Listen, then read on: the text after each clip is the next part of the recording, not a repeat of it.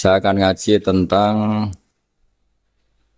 betapa mudahnya berbuat baik dan betapa mudahnya bersosialisasi yang jadi kebutuhan sosial masyarakat.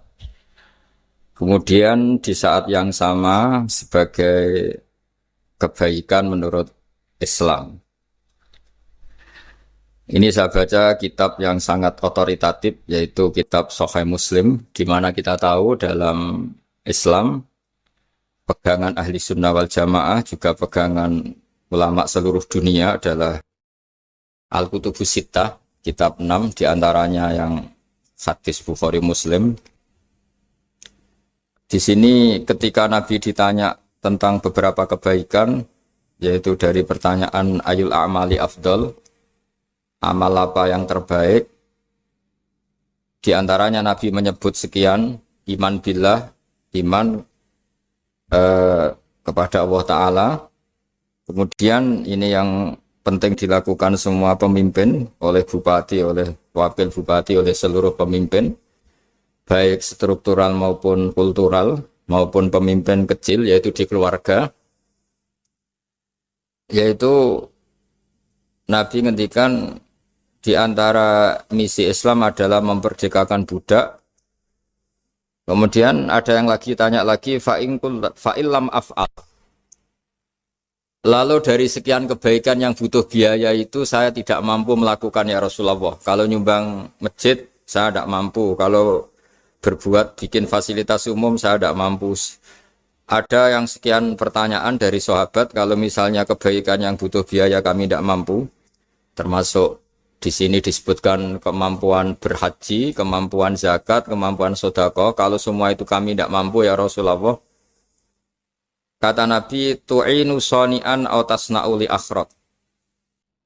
Ini di Sahih Muslim di bab iman dengan judul Babu bayani kaunil iman billah afdalal a'mal.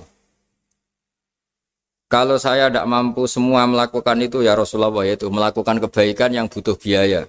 Kayak bangun masjid, bangun jalan, bangun fasilitas-fasilitas publik. Tu'inu shani'an aw tasna'u li akhrat. Tu'inu nulungi sira shani'an ing wong sing ahli sun'ah, ahli kreatif atau ahli, kalau orang sekarang itu bilang dia pekerja. Dia pekerja rumahan atau production house atau apa saja. Aw tasna'u li akhrat. Atau kamu membantu orang yang tidak punya pekerjaan. Terus sahabat masih tanya, aro'aita indo'iftu an ba'dil amal. Kalau semua kebaikan aktif saya tidak mampu melakukan ya Rasulullah, kebaikan menolong orang lain, kebaikan yang bersifat aktif. Jawabnya Nabi, dan ini pegangan saya, pegangan kita semua, panduan dari Rasulullah SAW, Nabi ngendikan, takufu syarroka anin nas fa innaha shadaqatun minka ala nafsik. Ya, saya ulang lagi, takufu syarroka anin nas fa innaha shadaqatun minka ala nafsik. Kamu dalam berislam cukup menjaga supaya kejelekan kamu tidak punya imbas pada orang lain. Ya, ini penting dalam Islam. Jadi kalau tidak bisa berbuat baik, potensi keburukan kita jangan sampai menimpa orang lain. Keburukan itu bisa kejahatan kriminal, bisa kejahatan pidana atau merugikan orang lain, atau kejahatan yang tidak sampai kriminal tapi mengganggu orang lain. Misalnya contoh gampang ini, saya sumpek-sumpeknya sendiri ingin jalan-jalan, main di teman yang di jam kerja. Ini kan sumpek-sumpeknya saya sendiri ingin hiburan, terus wisata atau dolan ke teman yang sebetulnya saat itu dia mungkin ngaji atau kerja atau harus memenuhi kewajiban cari nafkah. Gara-gara nemuin saya, akhirnya dia dikomplain sama majikannya, atau gara-gara nemuin saya, dia akhirnya tidak ngaji sama santrinya, atau gara-gara nemuin saya, dia terganggu aktivitasnya. Itu juga tidak boleh, karena berarti keburukan kita punya akibat pada orang lain. Jadi kaidah dalam Islam itu kalau tidak berbuat baik, potensi keburukan kita ini jangan sampai menimpa orang lain. Sehingga di sini Islam menyarankan uzlah. Uzlah itu nyepi. Jadi misalnya kita baru penat, baru bawaannya itu emosi, baru gak suka kumpul orang, itu ya sebaiknya jangan jalan-jalan, karena di antara kebaikan Islam itu tabassum, senyum, atau talqatu wajhin, ceria. Tapi karena kita mungkin jatuh kredit, jatuh hutang, atau punya masalah keluarga, sehingga bawaan kita itu emosi. Nah, dalam seperti ini sebaiknya uzlah, menutup diri. Sehingga kata Rasulullah SAW dalam zaman akhir, di antara kebaikan itu kamu meninggalkan manusia aktivitasnya, kemudian watadaun nas min syarrik, kamu meninggalkan manusia supaya enggak kena keburukan kamu. Jadi ada momen, ada saat di mana kita mungkin kalau ketemu orang itu bawaannya ingin sengak, ingin ngomong yang enggak enak, atau kita baru penat, itu sebaiknya uzlah saja, mengurung diri di kamar atau isolasi sendiri, karena bawaannya baru emosi. Nah, ini yang jarang dipraktekkan. Kalau sekarang malah banyak yang saat susah malah bawaannya ingin namam, ingin apa, menvonis orang lain atau ngadili orang lain. Padahal pesannya Nabi, kalau semua kebaikan aktif tidak bisa kamu lakukan itu, takuffu syarra ka'anin nas fa innaha shadaqatun minka ala nafsik. Sehingga keburukan kita, ya saya ulang lagi, keburukan kita yang ingin emosi, ingin apa, itu tidak punya akibat orang lain. Di sini kearifannya Rasulullah SAW, beliau masyhur ngendikan, layak dilqadi wa ghadban. Jangan sampai seorang hakim bikin keputusan ketika emosi, karena bawaannya orang emosi itu pasti nggak terkontrol intelektualnya, nggak terkontrol nuraninya, nggak terkontrol semua sifat baiknya. Itu kalau punya keputusan bahaya sekali. Sehingga Nabi dari awal ngendikan layak dilqadi wa ghadban. Orang yang sedang emosi tinggi jangan bikin keputusan penting. Kemudian oleh ulama diteruskan juga jangan bikin keputusan penting orang yang sangat lapar, atau yang sangat kenyang, atau yang sangat ngantuk, atau yang super sibuk. Jadi hal-hal yang potensi buruk dalam mengambil keputusan itu harus ditinggalkan. Sehingga misalnya bupati atau wakil bupati kalau sedang tidak nyaman dengan suasana apa, nggak boleh rapat kemudian memutuskan keputusan penting. Begitu juga kiai dan semuanya. Nah, ini yang supaya otoritatif. Kenapa saya bawa kitab itu logikanya jelas ya. Kita sebagai dai, sebagai ustadz, atau sebagai mubalek, atau sebagai siapa saja, yang ingin kita wariskan ke umat Rasulullah adalah dawuh-dawuhnya Nabi. Dan kalau kita ngaji tidak pakai kitab, itu sebenarnya umat kita jejali dengan pikiran kita, dengan ide kita. Jangan-jangan ide kita, pikiran kita ini tidak mewarisi pikiran Islam, tapi pikiran kita atau emosi kita. Tapi kalau kita baca kitab, artinya umat ini berhak mendapat apa yang diteladankan dan disabdakan oleh Rasulullah SAW. Tapi kalau kita, itu pasti inginnya itu kita. Misalnya kita Bupati Banyuwangi, mungkin kita akan cerita Banyuwangi dengan asik. Tapi bagi daerah lain, apa urgensinya bagi saya? Begitu juga kalau kita kiai, mungkin kita akan cerita fadhilnya kiai. Tapi bagi orang lain yang keutamaannya jadi pekerja, jadi satpam, jadi guru, jadi pegawai negeri yang adil. Sehingga subjektivitas kita ini akan tinggi. Tapi kalau kita sebagai kiai baca hadis, maka umat ini mendapatkan panduan dari Rasulullah SAW.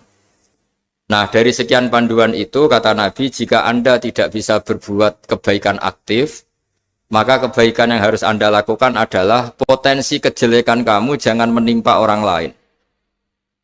Makanya saya berkali-kali bilang, saya ini termasuk kiai yang jarang main ke alumni. Karena tadi, kadang-kadang alumni itu sudah mau kerja di tempat kerjanya, atau mau janjian ngantar anaknya sekolah. Gara-gara ada saya, mungkin semua itu dibatalkan. Sehingga silaturahim itu juga harus dimanage supaya tidak mengganggu haknya orang yang kita silaturahimi. Jangan sampai silaturahim jam 9, saatnya orang kerja, kemudian dia dapat peringatan dari pabriknya gara-gara sering didolani kiainya. Itu kan jadi ribet. Atau kiai karena sering didolani terus tidak ngaji, metu tamu terus, itu kan jadi ribet. Apapun itu, sehingga orang itu harus berpikir perilakunya itu tidak punya akibat la doror wa la diror. Jangan mengganggu dirinya, juga jangan mengganggu orang lain. Ini oleh Nabi disebut takuffu syarra ka'adin nas fa innaha shadaqatun minka ala nafsik. Sifat buruk kamu itu harus dijaga supaya tidak menimpa orang lain, dan itu berarti menjadi sedekah kamu atau amal kamu pada diri kamu sendiri. Jadi ini penting dimaklumatkan ke semua kita bahwa saat kita tidak bisa berbuat baik aktif, misalnya nggak bisa sedekah, nggak bisa menolong orang, setidaknya keburukan kita tidak menimpa orang lain. Nah, termasuk keburukan yang terselubung adalah kita punya pikiran yang menurut kita ini hebat, tapi bagi orang lain mungkin bahaya. Misalnya kita punya pikiran ingin jadi orang kaya raya yang dermawan. Itu artinya kan pikiran baik karena ingin jadi dermawan. Tapi artinya bayangkan orang lain tuh miskin semua butuh derma kamu. Mana mau orang lain kamu bayangkan miskin butuh derma kamu. Orang lain juga bayangkan dirinya kaya gak butuh derma kamu. Itu namanya kebaikan yang subjektif. Kamu ingin jadi kiai yang ngajarin orang banyak. Oke, itu baik. Tapi kan berarti kamu bayangkan orang lain gak bisa ngaji terus kamu saja yang bisa ngaji sehingga kamu yang ngajarin. Ya sudahlah, kebaikan itu udah usah muluk-muluk seperti itu. Jadi apa yang ditakdirkan kita jadi bupati ya jadi yang baik, menolong pekerja-pekerja yang baik. Saya kemarin diceritain banyak oleh Mas Anas aktivitas Pemda Banyuwangi yang menolong banyak orang, juga masyarakat juga saling menolong dan seterusnya dan terusnya. Jadi ini jelas maksud saya supaya bupati dan semuanya pemimpin melakukan kebaikan itu berdasar panduan dari Rasulullah SAW, di mana di antara aturan yang dianjurkan beliau adalah aktivitas kita sebagai manusia adalah tu'inu soni'an au tasna'uli akhraq. Ya, saya ulang lagi, saya ulang teks hadisnya secara lengkap supaya dapat berkahnya Rasulullah SAW. Ada beberapa pertanyaan dari sahabat, ya Rasulullah, jika saya tidak bisa berbuat baik yang berbiaya atau tidak bisa berbuat baik yang aktif, apa yang saya harus lakukan? Nabi ngendikan tu'inu shani'an aw tasna'uli asra. Kamu membantu orang yang bekerja atau kreatif, orang-orang yang kreatif atau pekerja apa saja kamu bantu dan bantu orang yang tidak punya pekerjaan. Terus ditanya lagi, qultu ya Rasulullah ara'aita in du'iftu an ba'dil amal. Bagaimana kalau itu pun saya tidak bisa ya Rasulullah? Terus Nabi ngendikan tafuqifu syarraka 'anin nas fa innaha shadaqatun minka 'ala nafsik. Yang penting keburukan kamu tidak menimpa ke orang lain dan itu bagian dari sedekah kamu. Nah, perlu saya ingatkan ke semua kita lah.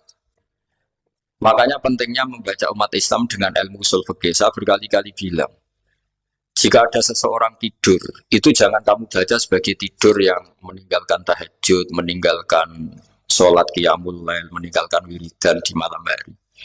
Tapi juga bacalah saat itu dia tidak dugem, tidak maksiat, tidak narkoba. Sehingga barokahnya ilmu itu ada respek pada umat Islam yang tidur. Karena tidur itu juga ada fungsi meninggalkan sekian maksiat, sekian kriminalitas. Tapi kalau kita kulino tidak baca dengan ilmu, maka melihat orang tidur itu ya kayak meninggalkan tahajud, meninggalkan wiridan, meninggalkan qiyamul lail. Sehingga bawaannya kita ini akan kurang respek. Tapi kalau kita membacanya dengan ilmu, orang yang tidur di malam hari, maksudnya ya sudah sholat isya, itu ada sekian potensi maksiat yang dia tinggalkan. Dia tidak merasani orang, tidak adu-adu orang di medsos, dia tidak dugem, tidak meninggalkan. Pokoknya ada sekian kebaikan dalam saat tidur itu. Ini barokahnya ilmu. Tanpa ilmu kita tidak bisa respek seperti ini. Karena bawaannya akan, oh ini malam-malam tidak tahajud, tidak wiridan, tidak apa. Tapi kalau kita dengan ilmu, itu akan membaca dengan tidur, artinya orang tidak maksiat, tidak dugem, tidak ngerasain orang, tidak ngata-ngatain orang. Nah di sini sadaqallahul azim ketika ngendikan wa min ayatihi manamukum billaili wan nahar. Termasuk ayat Allah itu orang tidur. Maksudnya tidur yang dengan dimaknai positif tadi, bisa istirahat, bisa meninggalkan maksiat, bisa apa-apa. Nah ini di sini hebatnya Rasulullah SAW ketika beliau memandu kebaikan. Di antara kebaikan itu apa? Takufu syarroka anin nas fa innaha shadaqatun minka 'ala nafsik. Kamu, potensi buruk kamu atau keburukan kamu jangan sampai menimpa pada manusia, pada orang lain, dan itu bagian dari sedekah kamu. Ya, saya mohon maaf sama Bu Bupati, sama semua Pemda, sama Wakil Bupati karena saya tidak bisa lama-lama. Saya punya wadifah. Tadi ini pun sudah ngurting ngaji saya karena saya harus ikut ngaji di sini. Dan mari sama-sama berdoa. Al-Fatihah. Jadi status kehambaan ini kita mantapkan dulu. Jangan ada status lain kita di depan Allah kecuali status kehambaan. Saya punya analogi dan itu saya ulang-ulang karena di antara ciri Quran itu mengulang-ulang sesuatu yang harus jadi pegangan. Saya ulang lagi, di antara ciri Quran itu mengulang-ulang sesuatu yang jadi pegangan. Jika kita belajar ilmu fisika atau ilmu apa saja, maka kita akan bicara materi sesuai statusnya. Jadi kita harus latihan untuk iman kepada Allah. Saya tanpa mengurangi rasa hormat, saya memberi contoh begini ya. Ini jam, materinya dari besi. Ini kertas, materinya ya kertas. Tentu secara fisik, orang akan bilang jam ini lebih kuat timbang kertas. Dan itu pasti dibenarkan dari segi materi. Tapi kalau Anda beragama dan Anda tahu bahwa pengendali alam raya ini Allah Ta'ala, maka kamu akan bilang, terserah Gus Baha. Gitu. Bisa saja jam ini saya punya niat saya hancurkan, kertas yang lemah ini saya simpan. Sehingga jam tangan ini 5 menit lagi saya hancurkan sehingga benar-benar rusak. Sementara kertas ini saya simpan sampai bertahun-tahun awet. Nah, kira-kira seperti itulah ilmu manusia. Sesuatu yang kita sangka kuat, ternyata Allah punya rencana menghancurkan itu. Dan yang kita sangka lemah, ternyata Allah punya rencana untuk mengabadikan itu. Nah, di sini pentingnya iman, lahu maqalidus samawati wal ardh. Hanya Allah yang mengendalikan semua. Jadi jangan mentang-mentang kita punya ilmu bahwa materi besi itu lebih kuat timbang kertas, terus kita pastikan bahwa besi lebih awet ketimbang kertas. Kita sisakan satu keyakinan, terserah Allah, terserah pengendalinya. Nah itu agama, bilang terserah pengendalinya itu agama. Ya mungkin tadi aja problem sinyal, saya ulang lagi. Ibarat saya ini megang jam tangan, yang materinya dari besi. Ini kertas yang materinya lemah. Tentu kita akan bilang bahwa jam atau besi lebih kuat ketimbang apa? Kertas. Tapi Anda salah. Anda harusnya ngomong bahwa terserah pengendalinya. Bisa saja saya punya rencana menghancurkan besi ini sehingga 5 menit lagi hancur. Dan saya ingin mengabadikan kertas ini saya simpan di tempat yang aman. Nah kira-kira agama itu bukan anti ilmu. Sehingga agama boleh kamu mengatakan besi ini lebih kuat ketimbang kertas. Tapi harus kamu tambahi dari segi materi. Tapi kalau dari segi pengendalinya maka kita jawab terserah Allah Subhanahu wa ta'ala. Nah ini di sini pentingnya beragama. Jadi meskipun Mars tuh kayak apa kuatnya, bumi, gunung kayak apa kuatnya. Ternyata gunung yang kita kira kuat, ternyata nyimpan magma yang potensi meledak. Yang gunung kecil, yang kelihatan dari pasir kecil yang tidak berdaya, ternyata nggak nyimpan magma, jadi nggak direncanakan untuk diledakkan. Itu, nah agama itu seperti itu, yang disebut di surat Yasin misalnya Allah itu siapa? Biyadihi malakutu kulli, yang dalam kendalinya itu semuanya di alam raya ini. Sehingga di kehidupan nyata juga sama. Ada orang yang nekuni ilmu ekonomi, tapi miskinnya Masya Allah. Ada yang gobloknya Masya Allah tapi kaya. Ada kiai yang punya doa banyak, hidupnya biasa. Yang nggak punya doa kaya. Itu saya pernah baca di sebuah hadis qudsi. Ada riwayat begini. Nabi Musa ketemu Allah ditanya. Limadza kata Allah. Kenapa saya memberi rezeki orang yang bodoh? Mak itu orang yang bodoh sekali. Kadang tak ciptakan dia jadi orang kaya. Dan yang pintar ekonomi kadang tak ciptakan jadi orang miskin. Si Nabi ini tanya, kenapa ya Allah? Supaya dia tahu yang mengendalikan rezeki itu saya, bukan ilmunya dia. Katanya. Jadi banyak orang, misalnya kita yang pintar, dipekerjakan orang yang nggak pintar. Yang punya pabrik tidak pintar, mengerjakan orang yang pintar. Jadi ya kira-kira agama itu seperti itu.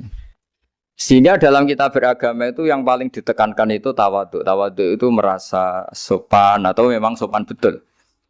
Kalau dalam Ihya disebut sekiranya Anda tidak bisa tawadhu secara rasa, tawadhulah secara ilmu. Saya ulang lagi ya, sekiranya Anda tidak bisa tawadhu secara rasa, tawadhulah secara apa? Ilmu. Karena ilmu itu akan abadi. Saya beri contoh begini. Saya ini kan misalnya kiai di kampung saya atau di kecamatan saya. Saya mungkin bisa merasa hebat karena saya tokoh di sini. Tapi pastikan sebelum ada saya yang bernama Baha ini, agama sudah jalan. Dan di daerah lain yang nggak kenal saya juga agama sudah jalan. Betapa tidak pentingnya saya di kawasan-kawasan yang nggak butuh saya atau di era yang sebelum ada saya. Nah dengan ilmu seperti itu orang pasti tawaduk karena dia tahu daerah yang nggak ada saya ternyata ya ada masjid, ada agama. Periode yang sebelum ada saya juga agama jalan. Sehingga kita tidak kumo luhur, wah kalau nggak ada saya agama nggak jalan. Zaman Wali Songo tidak ada saya agama ya jalan. Ekonomi juga gitu. Kalau Anda pakar ekonomi yang mensejahterakan rakyat, cara tawaduk itu kalau nggak bisa dengan rasa, dengan ilmu. Sebelum ada kamu banyak orang kaya. Banyak orang yang nggak kenal kamu juga kaya. Banyak periode yang saat itu udah ada Anda juga kaya. Berarti Anda ini tidak siapa-siapa. Makanya saya pernah didatangin seorang profesor, ini kisah nyata. Gus, sebetulnya saya dengan bapak saya itu pinter mana? Bapak saya itu tidak tamat SD, tapi saya bisa profesor. Saya ini profesor, anak saya naik kelas saja sudah senangnya bukan main. Setidaknya ini orang bodoh bisa menciptakan orang pinter, yang orang pinter kesulitan menciptakan orang pinter lagi. Nah, kalau kita tidak bisa tawaduk secara rasa, tawaduklah secara ilmu. Ikhlas juga gitu, saya sering ngajarkan ikhlas di beberapa kesempatan ngaji. Kalau Anda tidak bisa ikhlas secara rasa, ikhlaslah secara ilmu, pasti bisa, bukan mungkin bisa, pasti bisa. Secara ilmu. Makanya di Quran disebut fa'lam annahu la ilaha illallah. Ilmu, fa'lam itu dari kata ilmu. Saya beri contoh, saya mulai kecil sampai sekarang. Sekarang saya sekitar umur 50 tahun. Mulai kecil sampai sekarang itu ya bilang kalau kertas ini putih. Itu ya ada yang gaji, ada yang bayar. Tapi saya selalu bilang kertas ini putih. Yang hitam ya saya katakan hitam, yang merah saya katakan merah. Kenapa? Karena itu fakta. Saya ulang lagi, karena itu fakta. Sehingga saya untuk mengatakan putih tidak perlu ada yang bayar. Sehingga ketika kita latihan sholat, latihan ibadah, dan mengakui Allah itu sebagai Tuhan kita akan malu. Loh, faktanya Allah itu kan Tuhan. Mau mengatakan fakta kok minta upah ini gimana? Kita mengatakan Allah Tuhan itu sama dengan mengatakan kertas ini putih. Sama-sama itu fakta. Sama seperti saya mengatakan Pak Jokowi itu presiden kami. Itu kan fakta. Masa nunggu kalau dikasih BLT katakan presiden, kalau enggak ya enggak. Itu kan ribet jadi. Pak Manut misalnya rektor UGM. Mbok saya enggak digaji di sana atau enggak kerja di sana bilang kalau beliau itu rektor. Pak Ganjar gubernur Jawa Tengah. Mbok saya dikenal apa enggak ya beliau tetap gubernur. Lama sekali kita mengatakan fakta itu ikhlas. Ikhlas itu artinya enggak minta apa-apa. Karena kita ingin ngomong sesuai fakta. Nah Allah Tuhan itu fakta gitu. Nah kenapa untuk mengatakan Allah Tuhan nunggu? Dah, saya ini Tuhan kamu. Ya nunggu dulu Gusti, kalau engkau masukkan kami ke surga, engkau Tuhan. Kalau enggak ya enggak jadi. Itu enggak bisa seperti itu. Ya Allah tetap Tuhan. Nah, kalau Anda enggak bisa ikhlas secara rasa, ikhlaslah secara ilmu. Ilmu ya tadi kita akan selalu bilang yang putih, putih, yang hitam, hitam. Makanya ini pentingnya ilmu. Tawaduk juga gitu. Kalau Anda ditakdir orang yang GR, yang gede rumongso, ditakdir orang yang kumo luhur, secara rasa bisa dilawan secara ilmu. Ada periode di mana sebelum ada kita yang kaya ya banyak, yang dapat hidayat ya banyak, yang terpelajar ya banyak. Ada daerah yang nggak kenal kita, nyatanya pendidikan di situ jalan, sistem sosial baik. Betapa tidak pentingnya kita. Nah ini nanti memaksa kita atau melatih kita untuk tawaduk.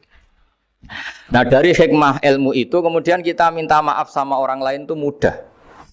Karena kita sadar bahwa adanya kita ini problem.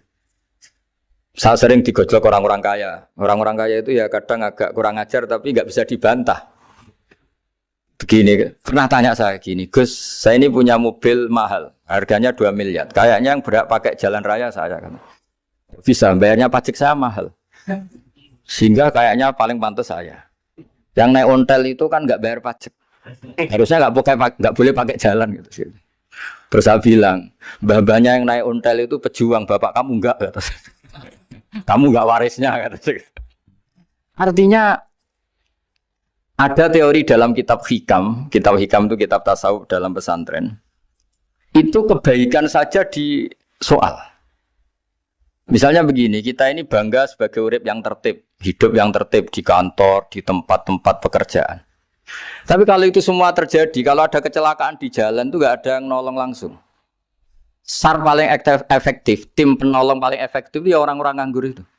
Orang-orang yang di jalan-jalan di perapatan itu kalau ada kecelakaan langsung nolong. Itu nanti ambulan itu yang kedua, ketiga, yang nolong pertama ya orang-orang yang nganggur-nganggur di jalan itu. Ada orang tersesat nolong. Maka ketika seorang sahabat tanya, ya Rasulullah, kalau engkau melarang kita jagongan di jalan, itu kita tidak bisa. Tapi kata Nabi, ya silahkan saja, tapi adu haqq thoriq, kamu di jalan itu datangkan. Apa itu? Ya kamu bisa amar ma'ruf nahi mungkar. Coba kalau di terminal, di tempat publik banyak orang yang soleh, itu nanti copet ya sungkan. Yang mau jambret ya sungkan, karena yang di situ orang-orang soleh. Nanti yang nggak sholat juga sungkan, karena yang di situ banyak yang sholat.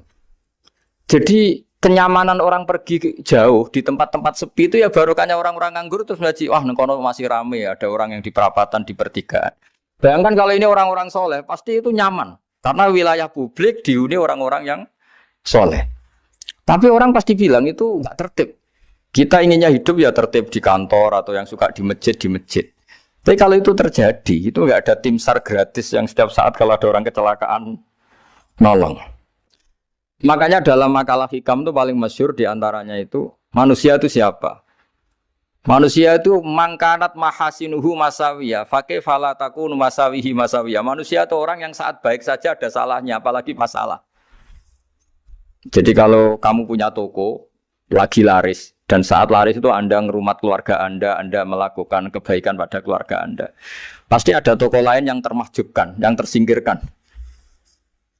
Makanya saya pernah diskusi sama kiai besar, guyonan sama saya. Kita kalau kiai besar sebaiknya kalau diundang di musala kecil datang apa enggak? Kata kiai yang satu, jangan datang Gus, itu jatahnya kiai kecil. Terus kata yang satu, datang Gus sebagai bukti tawaduk bahwa kita kiai besar pun mau diundang yang kecil. Akhirnya kita ini ya kadang datang kadang enggak, karena kadang kita enggak datang supaya jatah rezeki kiai kecil enggak terambil. Kadang yang mau datang supaya dikira tawaduk. Makanya kalau seorang profesor sering terubah di bawah itu ya kasihan yang S1, SPDI itu kan nanti nggak jadi bintang kalau profesornya sering turun. Kalah terus itu. Jadi kadang-kadang itu orang itu harus berpikir secara ilmu, jangan rasa terus. Jadi itu ilmu. Jadi semua yang kebaikan yang kita lakukan itu secara ilmiah bisa diperdebatkan. Ada orang senang ngomong serius supaya bangsa ini maju. Tapi bapak saya itu pesan saya, kamu kalau ngiyai itu jangan sering ngomong serius kan. Masyarakat sudah capek mikir utang, mikir keluarga. Jadi itu sowan kiai dijak ngomong serius lagi nanti capek kan. Sehingga kiai dulu itu kalau ketemu orang ya guyon terus. Karena tahu masyarakat sudah capek. Sudah banyak yang takut tanggal kredit gitu. Sudah takut tanggal kredit, takut problem sowan kiai diancam neraka lagi, itu kan ketakutan berkali-kali. Jadi makanya ini kan kebaikan itu dievaluasi karena kita tidak nabi, tidak wali. Jadi kalau kata hikam itu apa yang Anda kira baik itu ada masalah. Apalagi sedang masalah. Saya sering cerita ada orang suami istri harmonis sekali. Itu tanyakan ibunya, pasti mulai gak peduli dengan ibunya karena terlalu harmonis dengan istri. Tapi itu pasti bukan mungkin lagi. Jadi jangan tanya istrinya, tanya ibunya. Oh, jok nikah lupa saya. Ngalor ngidul sama istrinya. Tanyakan temannya. Wah, itu jok nikah lupa temennya. Tapi yang baik sama teman, tanyakan istrinya. Jatah belanja untuk ngopi. Begitu terus itu. Jadi siklus sosial itu. Nah, di sini pentingnya saling minta maaf. Karena dalam kebaikan kita pasti ada kesalahan. Ketika karir kita baik di pemerintahan maupun di kampus, pasti dengan sendirinya ada yang agak tersingkirkan. Meskipun itu sudah hukum alam. Tapi apapun itu kita harus minta maaf.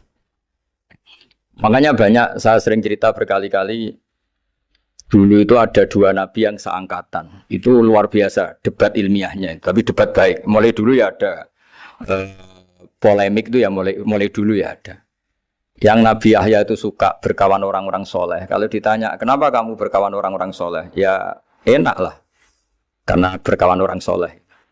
Yang Nabi Isa sering berkawan orang-orang yang nggak jelas. Ditanya, kenapa Anda suka berkawan orang-orang yang nggak jelas? Innama ana tabibun udawil mardo. Nabi dan kiai itu ibarat dokter, ya tentu menyembuhkan yang sakit. Sakit. Kalau Anda seorang dokter, pasti neliti daerah-daerah pandemi. Masa neliti daerah sehat? Nah, jadi dulu Bapak wasiat ke saya gitu. Kowe nak jadi kiai kok bengkel. Jadi kiai itu kayak bengkel. Kalau nggak siap dadani orang nggak jelas ya jangan jadi kiai kan. Itu ya, tapi kan masalahnya kita sendiri solehnya pas-pasan, takut terkontaminasi. Jadi yang jelek bukan jadi baik. Kita yang baik jadi jelek. Nah itu kan mulai dulu ya polemik sejauh mana kita punya kekuatan untuk tidak terpengaruh yang negatif. Yang negatif terpengaruh kita menjadi positif. Jadi ini cerita-cerita sawalan bahwa dalam kebaikan kita itu ada kesalahan. Maka kita tetap istighfar, tetap saling minta maaf.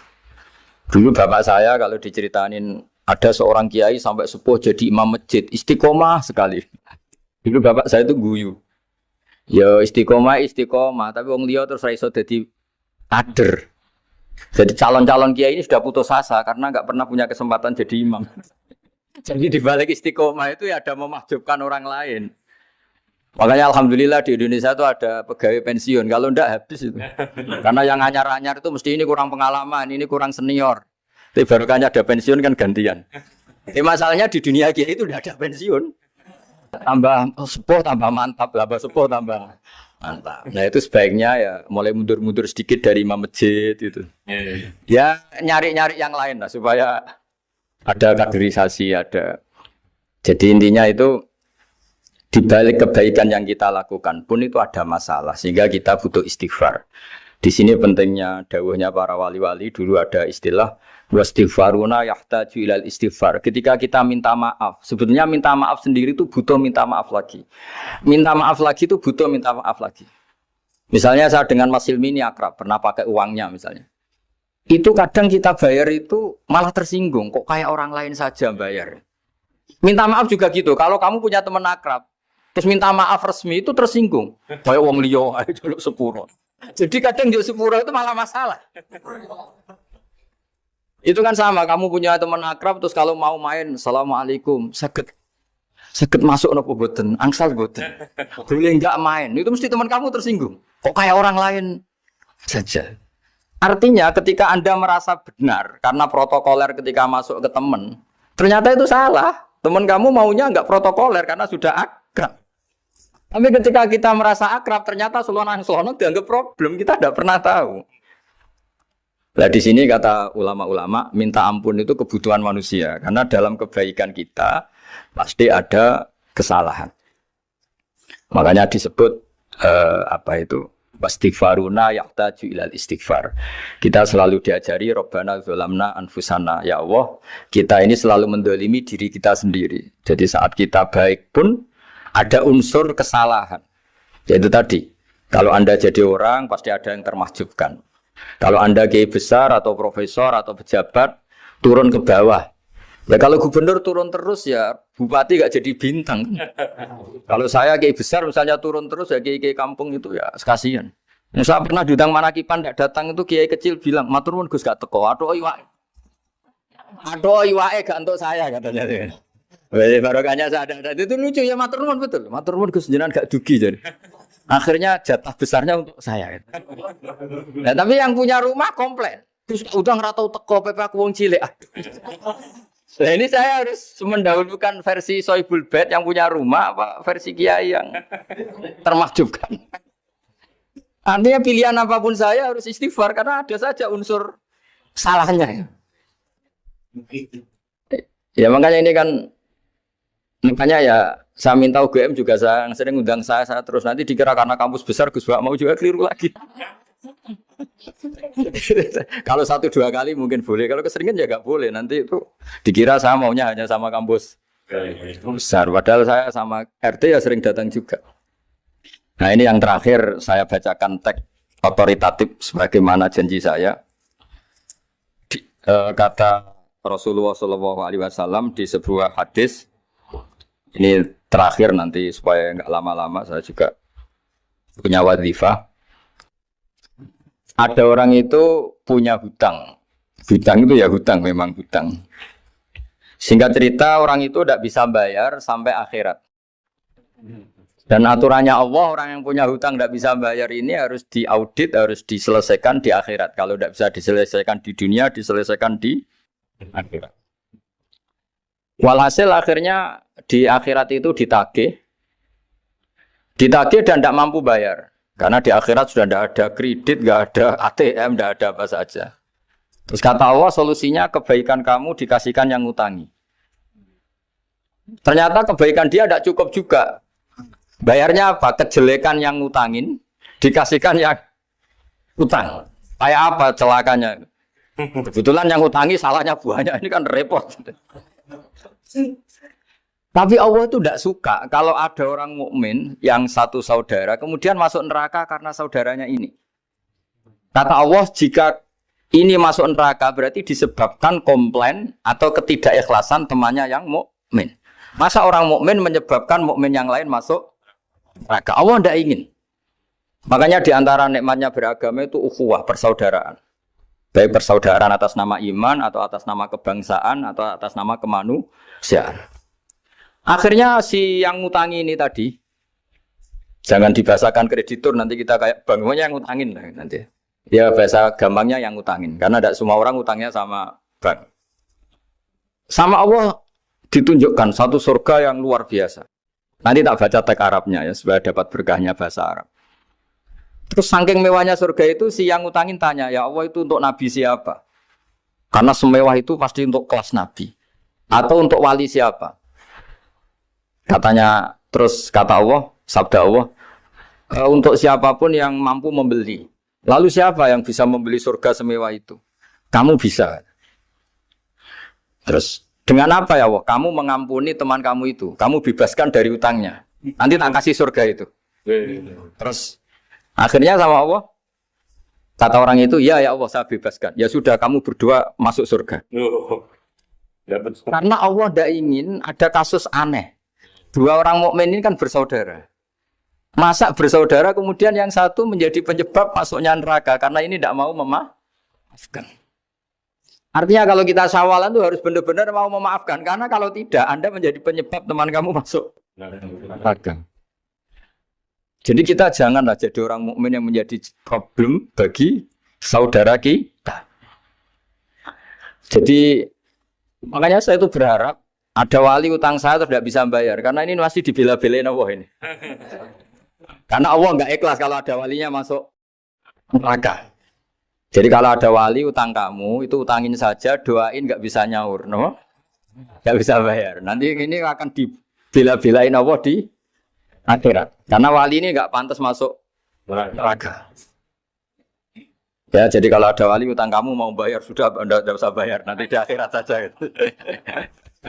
Lah yang ribet kalau yang kamu utangin dia ahli neraka, kamu nagihnya disuruh masuk neraka. Nah, itu ribet itu. Sudah utang dia ahli neraka. Ya tak baca teksnya supaya ini ada di kitab Ihya halaman 197 juz 2. Status hadisnya waqala sahihul isnad, kata Imam Hakim hadis ini sahihul isnad. Saya baca Arabnya nanti insyaallah sebagian ya supaya kelihatan teks aslinya di bab hukukul muslim. Bainama Rasulullah sallallahu alaihi wasallam jalisun izdhika hatta badat sanayahu. Nabi ketika santai-santai duduk tahu-tahu tertawa sampai gigi depannya itu kelihatan. Jadi tertawa sangat sampai gigi depannya kelihatan. Yang notabene beliau sering hanya senyum, kali ini tertawa betul sampai gigi depannya kelihatan. Faqala Umar radhiyallahu anhu ya Rasulullah bi abi anta wa ummi malladhi adhakaka. Apa yang bikin kau sampai tertawa seperti itu? Qala rajulani min ummati jasaya baina yaday rabbil izzah. Dua lelaki dari umatku sama-sama sungkeman nuntut keadilan di depan Allah. Jasaya itu sungkem, duduk bersimpuh itu kalau dalam bahasa Arab itu apa? Namanya jasiyah. Faqala ahaduhuma ya rabbi khudli madlamati min hadza. Faqala wa rudda ala akhika madlamata. Qala ya rabbi lam yabqali min hasanati syai'un. Faqala wa ta'ala li talib kaifa tasna'u bi akhika wa lam yabqalahu min hasanati syai'un. Faqala ya rabbi falyahmil anni min auzari. Kalau kebaikannya dia tidak cukup, ya salah saya supaya dilimpahkan ke dia. Terus summa fadat aina Rasulillah sallallahu alaihi wasallam bil buka. Nabi di tengah-tengah cerita tuh nangis. Senangis-nangisnya karena habis seneng lalu nangis karena ini kan kebaikannya sudah dikasihkan habis cukup enggak cukup. Akhirnya kejelekan yang utangin ini diberikan. Makanya kalau kamu ingin masuk surga, utangi orang-orang soleh sebanyak-banyaknya. Dan doain nggak bisa apa? Nyaur. Tapi tak jamin orang soleh itu nggak suka utang. Karena hidupnya sederhana ini. Kayaknya saya tidak akan utang Mas Ilmi itu. Karena orang soleh itu hidupnya sederhana, pasti tidak butuh. Kalaupun utang paling ya untuk makan kan gampang nyaurnya apa? Terus kata Rasulullah, faqala inna dzalika la yaumun 'azimun yauma yahtadun nasu fihi ila yuhmala anhum min auzarihim. Terus fayaqulu Allah ta'ala lil mutadzallim irfa basarak. Coba kamu lihat yang di sana itu ada apa?